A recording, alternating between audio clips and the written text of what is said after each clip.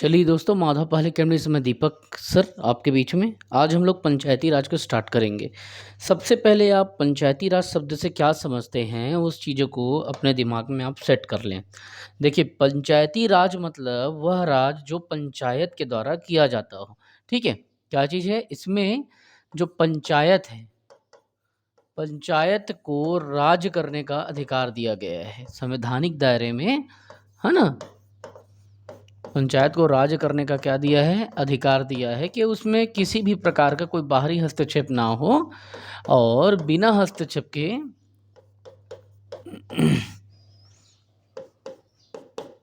किसमें? तो बिना हस्तक्षेप के क्या कर सके वो? किसी भी संवैधानिक संवैधानिक दायरे में रह के या संविधान के दायरे में रह के, तो जो आपको लिखना है आप लिख सकते हो, कुछ वैसा कुछ वो नहीं है।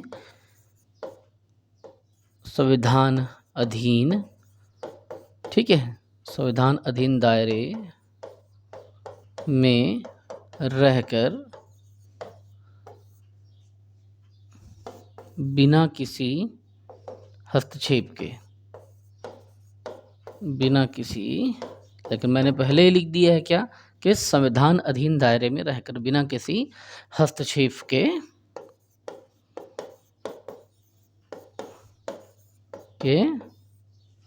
प्रशासन, शासन प्रशासन का या प्रशासन का अधिकार, मतलब जो संवैधानिक दायरा डिसाइड किया गया है पंचायती राज के लिए, ग्राम पंचायत के लिए या जनपद पंचायत या जिला पंचायत के लिए, अर्थात टोटल पंचायती राज व्यवस्था के लिए, इसी को हम क्या कहते हैं? पंचायती राज कहते हैं। याद रखना, महात्मा गांधी की कल्पना क्या थी? तो महात्मा गांधी हमेशा राम राज्य की कामना करते थे। राम राज्य अर्थात ग्राम स्वराज्य की कामना, मतलब गांव में खुद का शासन हो, वहाँ के लोगों का, वहाँ के बुजुर्गों का। तो इस बात को याद रखना कि यह किसकी कल्पना थी? तो राम राज्य की कल्पना या ग्राम स्वराज्य की कल्पना किसकी थी? तो महात्मा गांधी की कल्पना थी। महात्मा गांधी की कल्पना क्या थी? आज तो आप लोग को इंट्रोडक्शन क्लास रहेगा, तो इसीलिए ज़्यादा आज आप लोग को नहीं बताऊँगा, बस फंडामेंटल चीज़ें बताऊँगा। तो महात्मा गांधी की कल्पना क्या थी? तो ग्राम स्वराज, गांव में क्या हो? खुद का राज हो, इसी को कहते हैं ग्राम स्वराज की कल्पना। गांधी की ग्राम स्वराज की कल्पना कहते हैं। आप लोग एकदम क्लियर समझ पा रहे हैं? कोई दिक्कत नहीं है बेटा, डरने की ज़रूरत नहीं है, एक एक चीज़ों को अपन लेके चलेंगे, है ना। तो ये आप लोगों को क्लियर दिख रहा है ना, सारी चीज़ें, सारे तथ्य, ठीक है।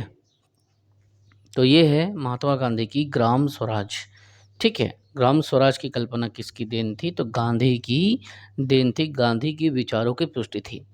अब भाई कैसे ये राज करेगा? तो दो तरीका होता है राज करने का। एक होता है सत्ता का केंद्रीकरण, राज करने का दो तरीका होता है, ठीक है। एक इसको नोट नहीं करोगे तो भी चलेगा, समझाने के लिए बता रहा हूँ कि अगर राज करना है तो इसके कितने तरीके होते हैं? तो दो तरीके होते हैं। पहला जो तरीका होता है वो होता है केंद्रीकरण, मतलब केंद्रीकृत शासन व्यवस्था होती है, ठीक है।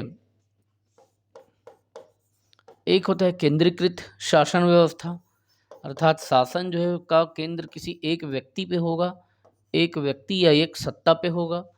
एक होता है विकेंद्रीकरण, ठीक है। विकेंद्रीकृत या विकेंद्रीकरण, मैं यहाँ पे विकेंद्रीकृत भी लिख देता हूँ, विकेंद्रीकृत शासन, ठीक है। तो सत्ता जो है या राज करने का दो तरीका है। एक होता है केंद्रीकृत शासन, जिसमें शासन जो है वो किसी एक व्यक्ति के द्वारा या एक समूह के द्वारा संचालित किया जाएगा। एक होता है विकेंद्रीकृत व्यवस्था। तो विकेंद्रीकृत व्यवस्था में क्या होता है? इसे सेंट्रलाइज्ड गवर्नमेंट कहते हैं, इसे डिसेंट्रलाइजेशन कहते हैं, है ना, केंद्रीकरण विकेंद्रीकरण को, या इसे डिसेंट्रलाइज्ड गवर्नमेंट रूल कहते हैं। तो पंचायती राज असल में होता क्या है? पंचायती राज विकेंद्रीकृत शासन व्यवस्था का उदाहरण है। मतलब पूरी तरह से सत्ता एक आदमी में या एक समूह में, एक पार्टी में, एक ग्रुप में ना रहकर ग्राम क्षेत्र का शासन प्रशासन चलाने के लिए सत्ता को विकेंद्रित कर दिया जाता है, बाँट दिया जाता है, पहुँचा दिया जाता है आदमी तक। तो विकेंद्रीकृत शासन व्यवस्था किसमें देखा जाता है? पंचायती राज में हमको मिला है ना, संविधान से अधिकार मिला है ये। इसीलिए बोलते हैं ना कि ना गीता पढ़ो ना कुरान पढ़ो तो संविधान, वही वाला कहानी है, क्योंकि पंचायती राज में यह व्यवस्था है कि आपको विकेंद्रीकृत शासन प्रणाली के लक्षण इसमें देखने को मिलते हैं। आप खुद गाँव के मतलब चुनाव में गाँव का आदमी शामिल होता है, मतदान देता है, उम्मीदवार भी बनता है और उसके बाद गाँव के देख-रेख के लिए तरह-तरह के कर भी लगाता है। तरह-तरह की शासन व्यवस्था के द्वारा वो क्या करता है, समाज में वेलफेयर का काम करता है, जन कल्याण का काम करता है। ये सारी चीज़ें विकेंद्रीकृत शासन के अंतर्गत होती है, जिसमें पंचायती राज को संविधान शासन का क्या दिया है, संवैधानिक अधिकार दिया गया है कि भाई आप क्या कर सकते हो, संविधान के दायरे में रह के आप संवैधानिक तरीके से शासन करोगे। ठीक है? तो ये बातें आपने समझ लिया एक व्यक्ति का। जैसे उदाहरण के लिए आप चीन वगैरह चले जाइए या आप ब्रिटेन चले जाइए, तो सत्ता वहाँ पे, जब मैं स्टार्टिंग की बात अगर कहूँ, चलो हमारा शासन जो है क्या था, अंग्रेज़ों का गुलाम था। तो उस समय सत्ता पूरा अंग्रेज़ों के द्वारा कंट्रोल हुआ जाता था, है ना? ना गाँव का, ना नगरों का, किसी भी तरीके का वहाँ पे चुनाव-उनाव होता था और ना ही तो वहाँ के लोकल लोग सत्ता को चला पाते थे जब हमारा देश गुलाम था तो। बाद में धीरे से क्या कर दिया, शासन को विकेंद्रीकृत किया गया और धीरे से आगे कहना चाहिए कि ये सारे लक्षण हमको देखने को मिले। अब हम आगे इसके बढ़ते हैं, ठीक है? अब समझना देखिए, तो सत्ता का विकेंद्रीकरण करने के लिए 2 अधिनियम बनाया गया, ठीक? सत्ता का जैसे सत्ता है, ठीक है? तो सत्ता का विकेंद्रीकरण करने के लिए भैया शहर में अलग शासन होना चाहिए और गाँव में अलग शासन होना चाहिए। सबके लिए अलग-अलग अधिनियम बना, सबके लिए अलग-अलग निकाय बना। एक जैसे हम गाँव वाले एरिया में अगर देखें, ग्राम पंचायत वाला एरिया में, तो उसके लिए पंचायती राज निकाय बना या पंचायती राज शासन व्यवस्था को चलाने के लिए बॉडीज़ बनाई गई, है ना? ग्राम पंचायत, जनपद पंचायत, जिला पंचायत, मतलब धीरे-धीरे अपन हर चीज़ों को लेके चलेंगे, ठीक? फिर नगर निगम, नगर पंचायत इसमें भी जाएँगे, तो वो समय के हिसाब से चलेगा। मेन जो है वो पंचायती राज होता है, उससे क्वेश्चन ज़्यादा पूछे जाते हैं, ठीक? तो देखिए, अब सत्ता का विकेंद्रीकरण 2 तरीके से हुआ है। एक है पंचायती राज, ठीक है? इसमें यहाँ पे देख लो और एक यहाँ पे देख लो। तो पहला जो अपन माने, है ना? पहला जो अपन माने वो हो गया आपका पंचायती राज। क्या हो गया? पंचायती राज। और जो दूसरा हम लोग माने वो हो गया नगरीय निकाय। नगर में जो राज्य करने की जो बॉडी होती है, उसी को नगरीय निकाय कहा जाता है। नगरीय निकाय चुनाव आपने सुना होगा नगर निगम वगैरह का। तो ये तरीके का। तो पंचायती सत्ता का विकेंद्रीकरण अब गाँव वाले एरिया में चलाना है, तो एक पंचायती राज हमने क्या किया, निकाय बना दिया, ठीक है? अब पंचायती राज बॉडी के तहत अब गाँव वाले एरियो का, गाँव हो गया, जनपद हो गया, इस सारे एरिया को जिला हो गया, वहाँ आप देखो। और नगरीय निकाय में आपका शहर वाला जो एरिया है, जितने भी नगर पालिका, नगर निगम, नगर पंचायत, यहाँ के लिए अलग हमने निकाय बना दिया। Today is the introductional class. तो आज जितना बताऊँगा उसको देखेंगे, रिवीज़न करेंगे। अब इसके लिए पंचायती राज के लिए हमने क्या किया, पंचायती राज में संविधान में हमने संशोधन किया, ठीक है? तो इसे पंचायती राज के लिए 73वां संविधान संशोधन अधिनियम 1992 कहा गया। 1992 पे फिर क्या हुआ, एक संविधान का संशोधन हुआ, है ना? 1992 में संविधान में संशोधन हुआ। ठीक है? देखिए समझना बात को, मैं यहाँ पे संशोधन की बात कर रहा हूँ, संविधान में जो संशोधन हुए मैं उसकी बात कर रहा हूँ। मैं अभी पंचायती राज अधिनियम की बात नहीं कर रहा हूँ, ठीक है? तो ये जो था, ये क्या था, संविधान का संशोधन था। किसके लिए? हमको क्या बनाना था, तो 73वां संविधान संशोधन करना था, ठीक है? 73वां संविधान संशोधन को पंचायती राज से रिलेट किया जाता है, ठीक है? जबकि नगरीय क्षेत्र में इसी चीज़ का 1992 में फिर से क्या हुआ, सेम डेट पे ही पंचायती राज के लिए संशोधन बनाया गया, 73वां संशोधन करके, ठीक है? और यहाँ पे 1992 में जब फिर संविधान संशोधन सेम 92 में इसमें भी होता है, तो इसमें क्या हुआ, इस संशोधन में ये 73वां था, तो ये 74वां था, 74th था, ठीक है? तो 73वां संविधान संशोधन, संविधान में 73वें नंबर का संशोधन अमेंडमेंट हुआ और पंचायती राज निकाय पे काम करना चालू हुआ, ठीक है? इस शब्द को जोड़ा गया, पंचायती राज निकाय बनना चाहिए। हालाँकि बनते 24 अप्रैल 1993 भागेगा, लेकिन 73वां संविधान संशोधन के लिए 92 में प्रयास किया गया। फिर 74वां संविधान में संशोधन हुआ और ये नगरीय निकाय के लिए प्रयास किया गया, ठीक है? तो ये कौन-सा अधिनियम था? अधिनियम 1992। कौन-सा था? ये अधिनियम था 1992, ठीक है? तो ये संविधान संशोधन अधिनियम था। अधिनियम 1992 और ये भी संविधान में संशोधन अधिनियम था 1992। मैं 1992 को सामने इसलिए रखा हूँ क्योंकि मैं अधिनियम को यहाँ पे बता रहा हूँ, संशोधन अधिनियम है। पंचायती राज अधिनियम बोले तो 93 होगा, तो उसमें अपन जाएँगे, लेकिन हम अभी नहीं जाएँगे, जब संविधान लागू होगा उसमें तब हम लोग उस शब्द का चर्चा करेंगे, ठीक है? अब देखिए होता क्या है, तो 73वां और 74वां संविधान संशोधन अधिनियम के लिए 1992 में प्रयास किया जाता है और बोला जाता है कि 73वां संविधान संशोधन के लिए जो बॉडी होगी वो होगी पंचायती राज होगी, अर्थात पंचायत को एक निकाय के रूप में माना गया, जबकि शहर क्षेत्र में शासन करने के लिए नगर को निकाय माना गया। अब हम यहाँ पे क्या करेंगे, देखेंगे कि ये लोकसभा में कब पारित हुआ, राज्यसभा में कब पारित हुआ। जब इस चीज़ को रखा गया तो लोकसभा में याद रखना 22 दिसंबर 1992 को दोनों को पास कर दिया गया, ठीक है? अब आगे अपन चलते हैं यहाँ पे। ये अब बात आ रहा है किसकी, तो लोकसभा की बात आ रही है। लोकसभा, ठीक? तो लोकसभा में पारित कब हो, प्रश्न ये आएगा कि 73वां संविधान संशोधन और 74वां संविधान संशोधन लोकसभा में पारित कब हुआ?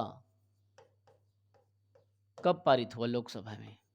ठीक है, लोकसभा ने इसे कब पारित किया, जब इसे रखा गया, तो याद रखना एक साथ दोनों को, ठीक है, 22 दिसंबर को पारित किया गया। 22 दिसंबर, अब कौन सा, मैं तो 92 बता रहा हूँ, तो क्या होगा, 1992 में पेश हुआ था तो 1992 को पारित हुआ।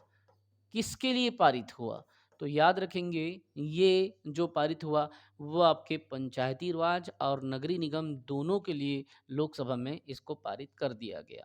तो यहाँ पे मैं दोनों को यहाँ पे शामिल कर रहा हूँ, पंचायती राज अधिनियम को भी पारित किया गया, पंचायती राज अधिनियम को, है ना, प्लस नगरीय निकाय अधिनियम को भी पारित कर दिया गया,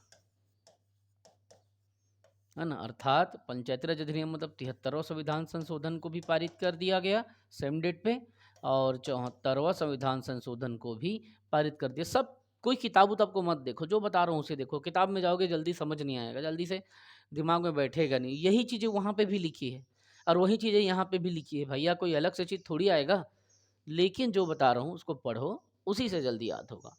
तो 22 दिसंबर को लोकसभा में से क्या किया, पारित कर दिया और राज्यसभा ने भी तुरंत अगले दिन 23 दिसंबर ऑफ 1992 को ठीक अगले दिन इसे 23 दिसंबर को राज्यसभा ने पारित कर दिया। अब हमने लोकसभा में पारित का तिथि देखा, अब हम यहाँ पे देख रहे हैं तो राज्यसभा, राज्यसभा में पारित हुआ ये कब पारित हुआ, तो राज्यसभा में देखिए ये 22 दिसंबर को था, तो ये क्या करेगा, ये हो जाएगा 23 दिसंबर को, 23 दिसंबर, अभी दिसंबर चल रहा है, ठीक है, तो ये हो गया दिसंबर 1900 आपका 92, 23 दिसंबर 1992 को राज्यसभा में पारित कर दिया गया। कैसे, तो केवल पंचायती राज को नहीं, दोनों को पारित किया गया, मतलब नगरीय निकाय को भी और 73वें संविधान संशोधन को, ठीक है। तो इसमें इस दिन क्या हुआ, दोनों को पारित किया गया। जैसे इन दोनों को किया गया था, ठीक उसी तरीके से 73वां संविधान संशोधन अधिनियम पंचायती राज को भी पारित कर दिया गया, प्लस 74वां संविधान संशोधन अर्थात नगरीय निकाय को भी पारित कर दिया गया। दोनों संविधान संशोधन को पारित कर दिया गया। दोनों संविधान में संशोधन करके महात्मा गांधी उस समय ही बोल दिए थे कि गांव को अगर आज़ादी दी जाए तो गांव में क्या आएगा, तो ग्राम स्वराज अर्थात राम राज्य आ जाएगा। ये उन्होंने, उनकी सोच थी, वो उनकी कल्पना थी। ठीक है, अभी तो 23 दिसंबर को हो गया। अब अपन धीरे से जाएंगे लोकसभा, राज्यसभा। अब हम जाएंगे राष्ट्रपति द्वारा हस्ताक्षर पे हम चर्चा करेंगे। ठीक है, तो राष्ट्रपति ने कब हस्ताक्षर किया और राष्ट्रपति ने जब इसको हस्ताक्षर किया फिर ये अधिनियम क्या बना, आप देखेंगे। ठीक है, तो हम लोकसभा का देखें, राज्यसभा का देखें। मैं यहाँ पे बगल में ही राष्ट्रपति का लिख देता हूँ, कोई इशू नहीं है, सिर्फ आपको समझाना है मुझे। तो लोकसभा हो गया। ठीक है, पहला तथ्य।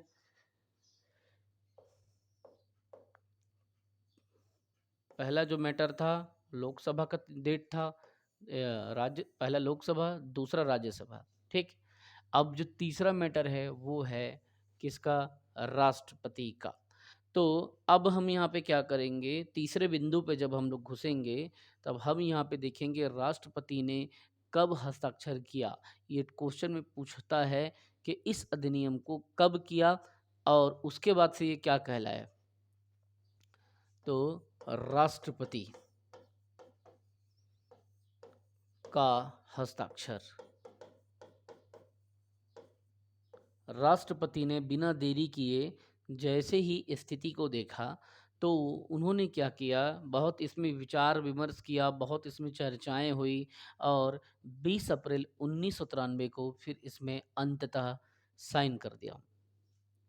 ठीक है, दिसंबर के बाद में लगभग 3 महीने इसमें पूरा विचार विमर्श हुआ और हस्ताक्षर कर दिया उन्होंने 20 अप्रैल को।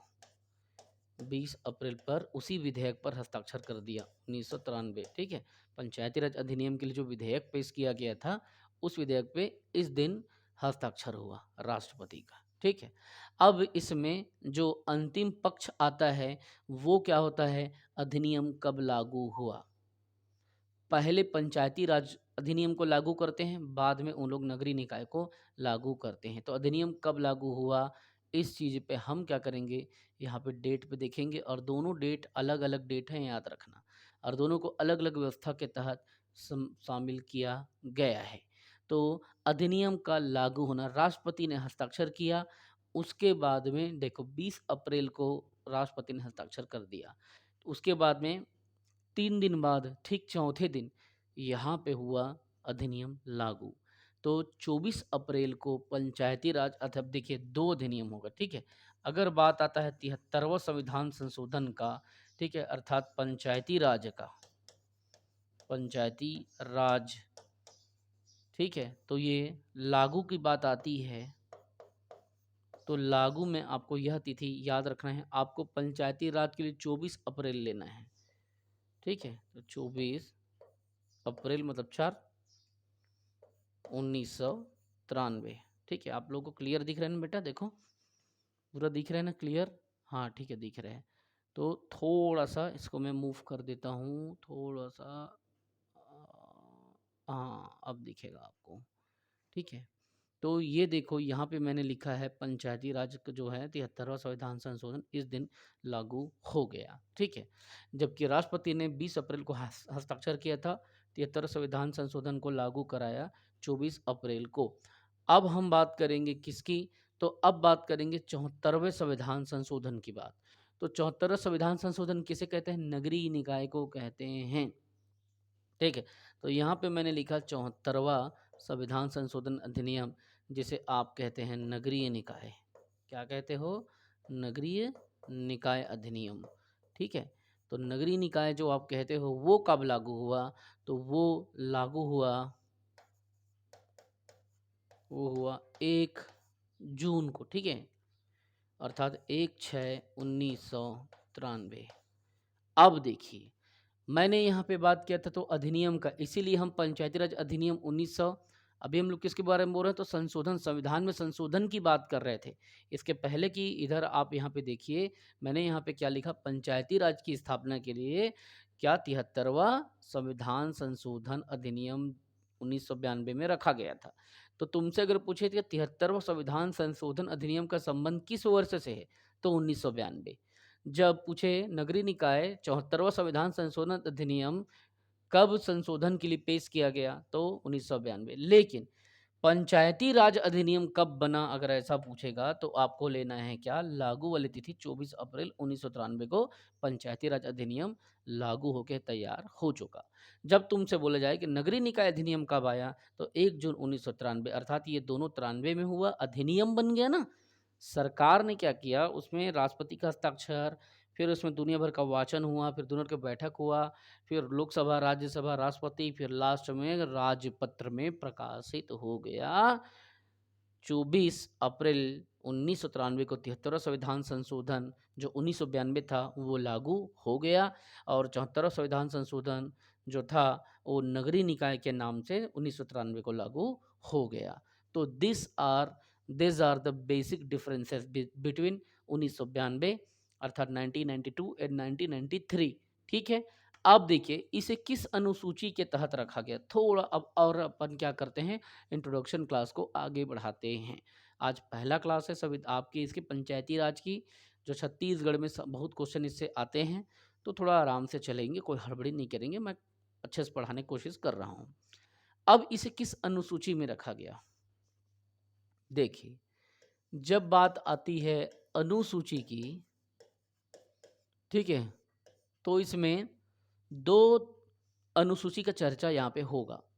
एक होगा पंचायती राज अधिनियम के लिए 11वीं अनुसूची, एक होगा नगरीय निकाय के लिए 12वीं अनुसूची। ठीक है, तो मैं यहाँ पे अगर लिखूं कि पंचायती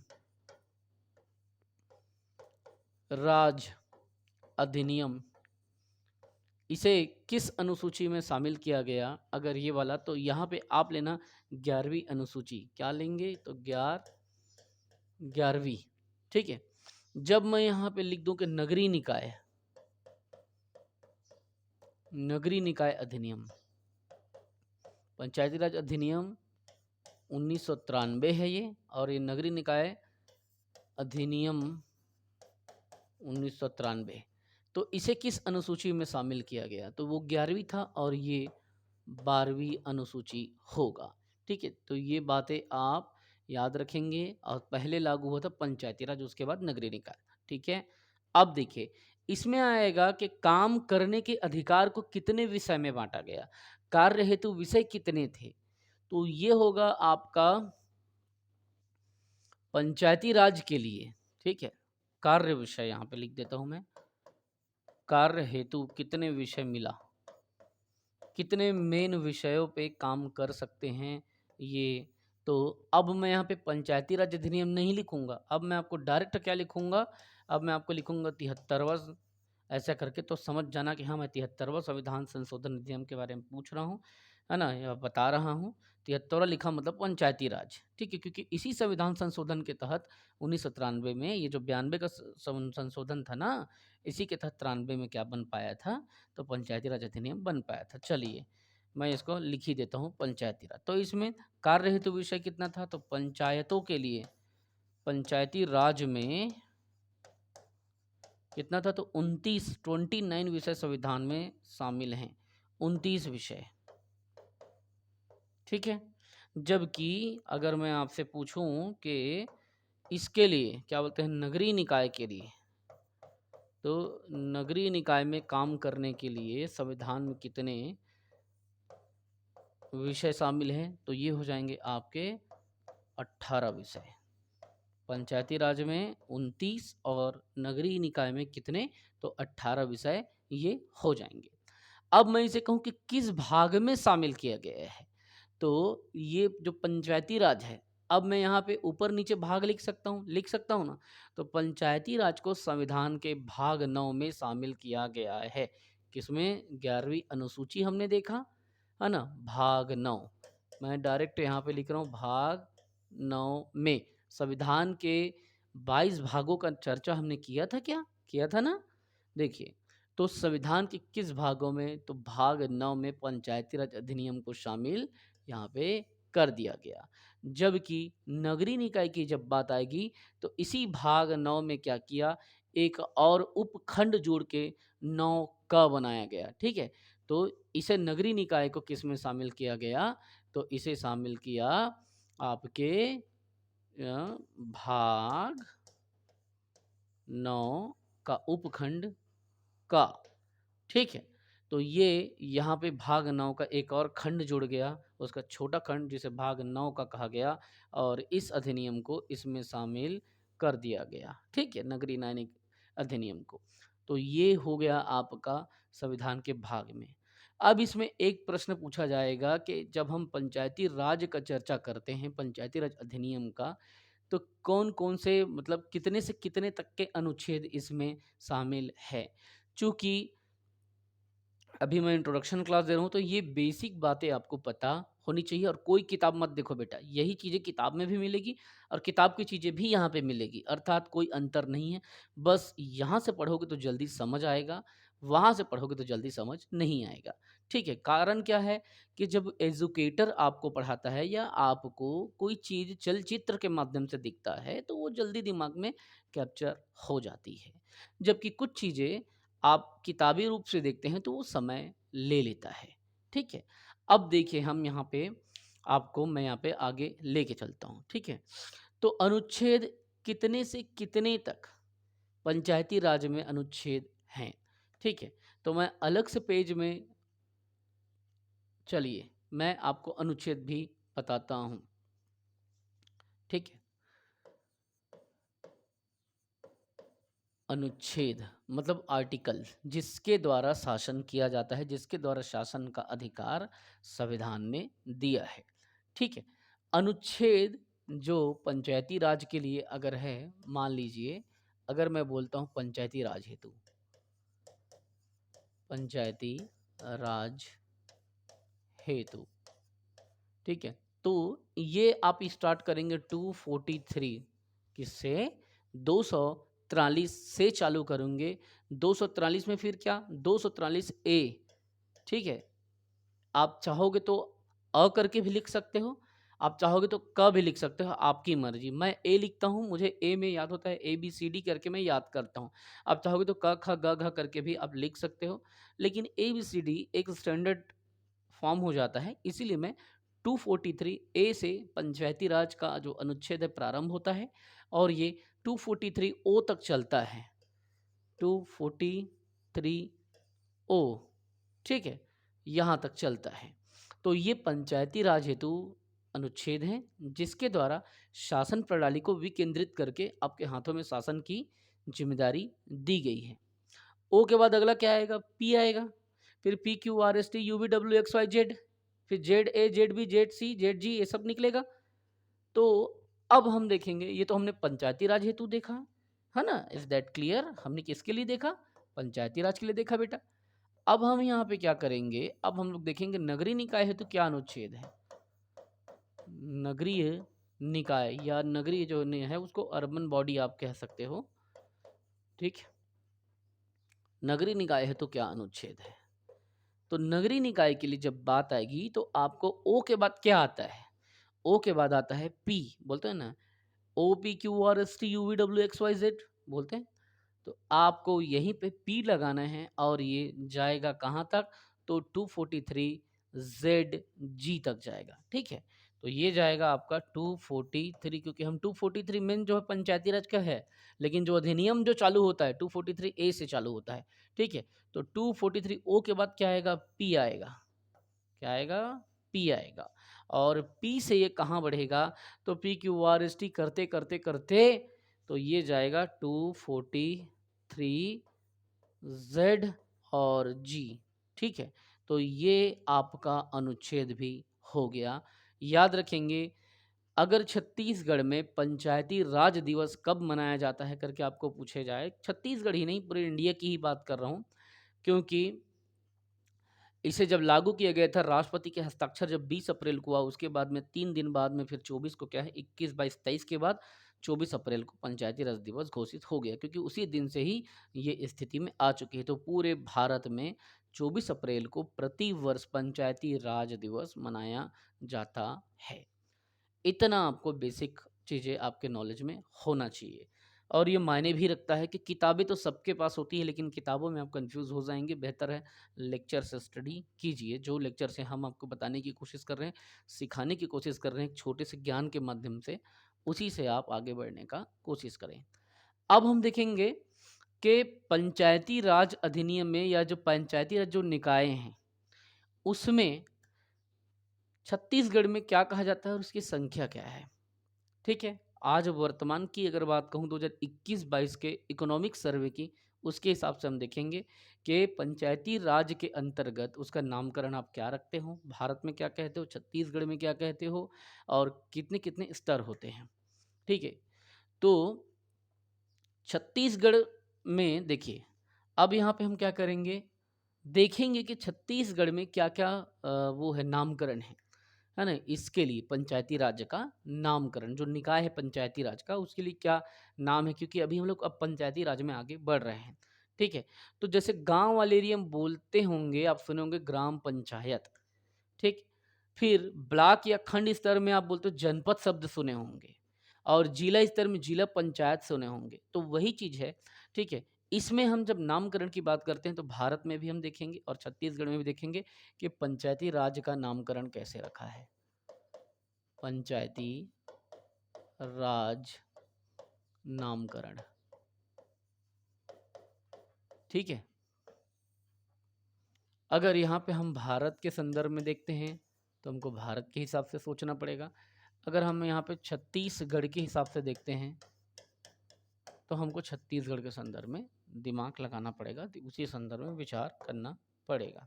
ठीक, चलिए पहले भारत को स्टार्ट कराता हूँ और यहाँ पे छत्तीसगढ़ को स्टार्ट कराता हूँ। तो भारत और छत्तीसगढ़, और उधर स्तर लिख देता हूँ। ठीक है, किस स्तर पे, तो ये हो गया आपका स्तर या लेवल, किस स्तर पे। पहला गांव के लेवल पे, गांव या ग्राम। ठीक, तो ना गांव मेरा मुझे बोलते हैं। दूसरा ब्लॉक, ब्लॉक बोलूं तो भी वही चीज़ है, विकास खंड बोलूं तो भी वही चीज़ है। अगर विकास खंड ना बोल के खाली मैं खंड बोल दूं, ब्लॉक या विकास खंड, भाई हमको खंड में तोड़ तोड़ के विकास करना है ना विकास के लिए, तो आप उसको विकास खंड समझो या ब्लॉक समझो या खंड समझो, है ना, जो समझना है आप समझ लो। और जो तीसरा होगा, देखो गांव, गांव के ऊपर में हमने क्या देखा, तो खंड स्तर देखा। अब खंड जो है, ब्लॉक जो है किसके अधीन है, तो वो जिला के अधीन है। किस जिले में कितना है, ये टाइप का, है ना, तो ये जिला। तो ये तीनों के स्तर में हम क्या करेंगे, देखेंगे कि भैया क्या क्या नामकरण किया गया है, किस किस नामों से बुलाया जाता रहा है या है। ठीक है, गांव स्तर में जब आप देखोगे तो भारत के संदर्भ में इसे भी ग्राम पंचायत कहते हैं, क्योंकि ग्राम पंचायत अधिनियम ही हम लोग पढ़ रहे हैं, है ना। तो भारत के संदर्भ में गांव में जो पंचायत की व्यवस्था की गई है, वो ग्राम पंचायत, आज भी ग्राम पंचायत पूरे भारत में कहलाता है ना, ग्राम पंचायत। ठीक, छत्तीसगढ़ के संदर्भ में उसी गांव में जो चुनाव होता है उसे भी छत्तीसगढ़ में ग्राम पंचायत के नाम से जाना जाता है, अलग से कुछ नाम नहीं है। ठीक है, लेकिन जब आती है ब्लॉक की बात आती है, ब्लॉक अर्थात विकास खंड की, तो याद रखना भारत के अधिकतर राज्यों में इसे हम क्या कहते हैं, तो जनपद पंचायत कहते हैं। ठीक है, ब्लॉक या खंड स्तर पे हम जनपद पंचायत कहते हैं, लेकिन भारत के संदर्भ में अधिकतर स्थानों पे इसे पंचायत समिति कहा जाता है। भारत में क्या कहा जाता है अधिकतर जगह पे, तो इसे पंचायत समिति, ठीक है, या पंचायत कमेटी ऑफ पंचायत। और हमारे छत्तीसगढ़ में हमने पहले ही चर्चा किया कि ब्लॉक स्तर पे क्या आता है, जनपद पंचायत।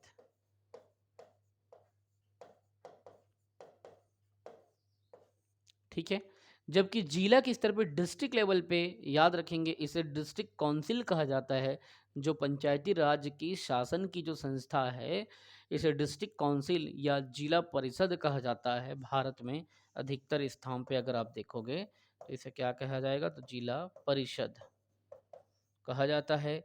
जबकि हम छत्तीसगढ़ के संदर्भ में अगर सोचें, छत्तीसगढ़ के हिसाब से बात करें, तो छत्तीसगढ़ में किस नाम से जाना जाता है, तो ग्राम पंचायत, जनपद पंचायत और जिला पंचायत। बस आपको गांव में गांव लगाना, जनपद में जनपद लगाना, जिला में जिला लगाना और पंचायत तो वही है, एकदम छत्तीसगढ़िया सबले बढ़िया, एकदम सिंपल तरीके का, गांव में गांव, जनपद में जनपद, जिला में जिला। ठीक है, तो ये हो गया जिला पंचायत,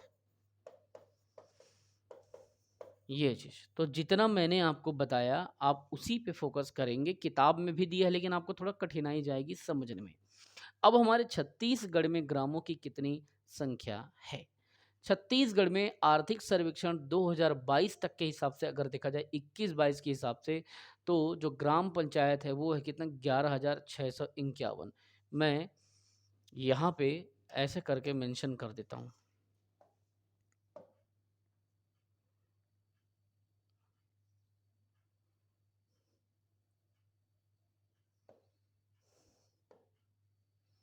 तो ये है 11,651 ग्राम पंचायत।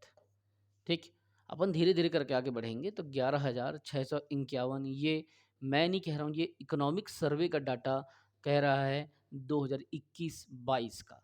ठीक है, जब 2022-23 के डाटा में कुछ परिवर्तन होगा वो भी अपन चेक करेंगे, और पहले यही डाटा को आप अभी दिमाग में रखेंगे। जो जो होगा बाद में, अगर गाँवों का सृजन होगा या कुछ होगा तो वो तो अपडेट आप करते रहना, कोई दिक्कत ही नहीं, नोट करते जाना, अपडेट करते जाना। ठीक, ब्लॉक स्तर पे देखा जाएगा तो हमारे पास में जो विकास खंड है 146 है, इसीलिए जनपद पंचायत कितना होगा, तो 146 होगा। 146 विकास खंड होगा। ठीक, तो विकास जब करना है हमको, तो हम क्या करेंगे, उस ब्लॉक को या उस खंड का हमको जनपद के नाम से, जनपद पंचायत के नाम से हम वहाँ पे शासन करेंगे। ठीक है, वहाँ पे उनके अध्यक्ष होंगे, उपाध्यक्ष होंगे, ठीक है, सदस्य होंगे, वो सब अपन धीरे धीरे आगे बढ़ेंगे। उसी तरीके से जिला स्तर में अगर आपको कहा जाए, तो वर्तमान में 33 जिला हो चुका है, जिस कारण से आपको जिला पंचायत की संख्या 33 लेना है। ठीक, ये आगामी परीक्षा में काम आएँगे। ठीक है?